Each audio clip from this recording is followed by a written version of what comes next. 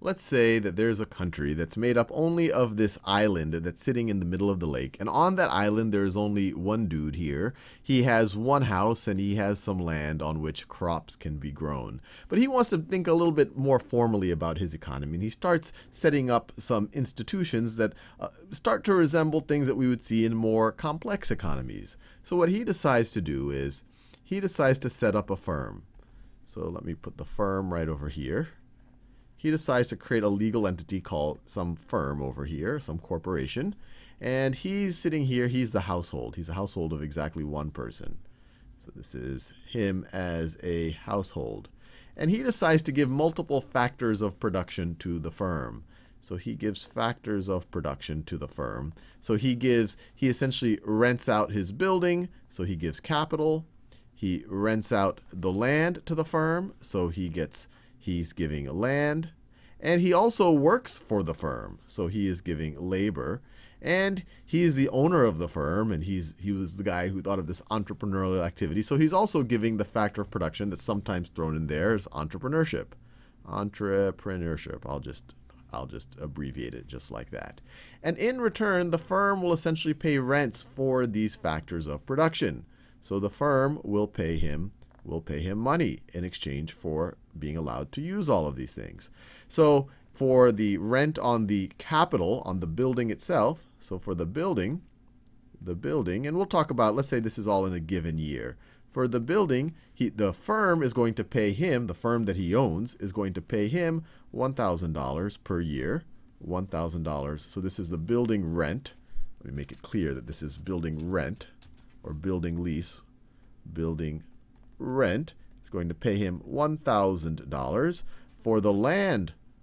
For the land rent, he's also going to get paid another $1,000. And then for his wages, essentially the rent on his labor. So his wages, you could view that as rent on labor. They're renting his energy and his time.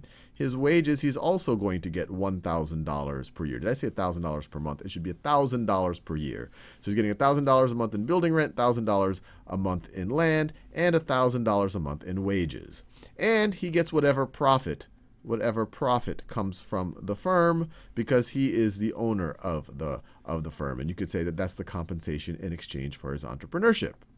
So looking at only this part or these two lines, the household, he is providing all of the factors of production for the firm so that the firm can produce useful things, so the firm can produce goods and services. And it's good that the firm will produce goods and services because this household needs to survive. He needs a place to stay, and he needs food to eat. And so let's say, with the labor and this land, and so this guy's working at this farm and it has this land and all of the rest, it's able to produce some food. And so it sells him goods and services. So it sells this household goods and services, and in particular, it sells him food, and it also rents out the property. And I think you could see this is already getting kind of circular here. He's essentially renting out his own property. But this is a nice, simple example. Obviously, once you expand beyond more than one person or more than one firm, things get complicated fast. So he's getting food and shelter. And in exchange for the food and the shelter, he's going to pay the firm. In exchange for that, he's going to pay the firm. And so he is going to pay the firm. Let's just say that he decides, there isn't much of a market right over here. He is the market. But let's say for the food,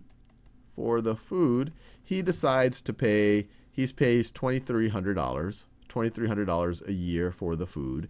And for the use of the building that the firm is renting, he is paying, let's say he's paying $1,200, rent of $1,200.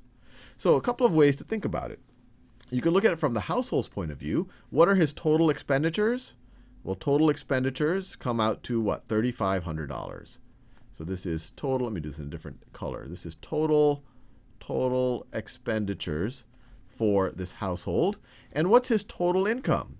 Well, he gets $1,000 for the building, $1,000 for land, $1,000 for wages, and he gets some profit from that firm. So we don't know what that profit is. So why don't we hold off a little bit on his total income? So I'll just write it here. Total income we don't quite know what that is yet because we have to figure out how much profit he's getting from the firm.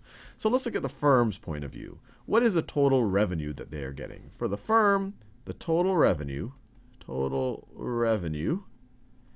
well, he's getting the firm is getting $2,300 for the food, $1,200 for the rent, getting total revenue of $3,500 per year. Everything here is on an annual basis. I have a feeling I said per month by accident a few times. Everything here is on an annual basis, getting $3,500 per year. And what are the firm's expenditures? Well, the firm so this is expenses. And here we're going to be thinking in terms of economic profit, because we're really just thinking about how much money is coming out of this firm, out of this business. So expenses, so for the building, the firm has to pay $1,000. For the land, the firm has to pay $1,000. And for the labor, the firm also has to pay $1,000. And so what's left over is the profit. We're assuming that there's no taxes over here. This is the profit for the owners. $3,500 minus $3,000 gives us a profit of $500. And that's going to go to the owner of the firm, who happens to be this guy right over here. So the profit is $500. And so his total income is $3,500. $3,500. And it's good that his income is at least $3,500 because that's how much he's spending per month. Now, the whole reason why I did this is to kind of show you the circular flow of goods and services. These are the goods and services up here. Let me show. These are the goods and services. Goods and services. The firms provide the households goods and services, and then the households are providing the firms the factors of production. And sometimes you might say, well, aren't other firms also providing the factors of production? Yes, other firms could if there were other firms, but those firms, at the end of the day, are owned by someone. They are getting their factors of production by some household, or they are owned by some household. So you can view it as that at the end of the day, the households are really giving the firms the factors of production. Factors of production. And in exchange for the factors of production, the households, in exchange for giving these things, the firms give the households income, essentially rents on the different factors of production that are being given to the firm for the most part. And over here, in exchange for the goods and services, the households are making expenditures that can also be considered revenue of the firm. Now, if you were an economist that were to observe this, and I guess if we were focused on this island, maybe he would also have to be the island economist, and you would say, how would you measure the total value of the production of my country here? Maybe we could call it the gross domestic product. How would we measure it? Would you count just the total expenditures, or would you count the total expenditures and the total income? Or would you even count that and the revenue? Well, if you counted all of that, you would be essentially triple counting. If you counted the total revenue, the total expenditures, and the total income, they're all that $3,500, you would be triple counting.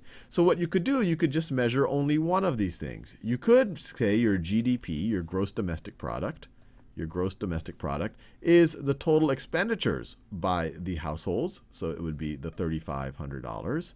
You could say it is the total income by the households. So that would also be $3,500, and the total revenue really is the same thing as the total expenditures. So the whole point of this video, and this is obviously a very artificial case where we're dealing with an island with only one person, and he's essentially renting out his own labor by using this firm as some type of a vehicle. He is consuming his own labor. He is renting out a house from a firm that he has rented his house to. So it is very, very, very circular. But hopefully this you kind of appreciate how the resources are going around in this kind of a circular flow.